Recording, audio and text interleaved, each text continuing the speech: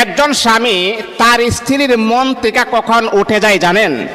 মানে স্ত্রী তাকে ভালোবাসতো, তাকে মোহাব্বত করত, স্ত্রী তাকে মন উজাড় করে তাকে ভালোবাসতো, দেখবেন হঠাৎ করে স্ত্রীর ভালোবাসা থেকে ওই স্বামী বঞ্চিত হয়ে যাচ্ছে। কারণটা কি?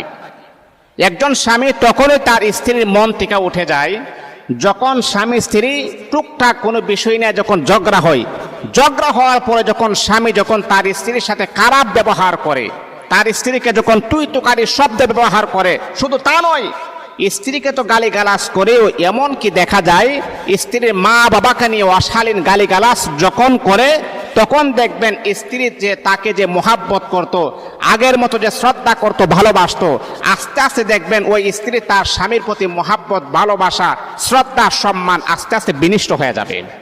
ওই স্ত্রী তার স্বামীকে আর আগের মতো ভালোবাসে না। স্ত্রী চিন্তা করে যে আমি আমার স্বামীকে এত ভালোবাসি, এত মোহাব্বত করি, নিজে না খেয়ে একটা জিনিস স্বামীর জন্য রেখে দেই,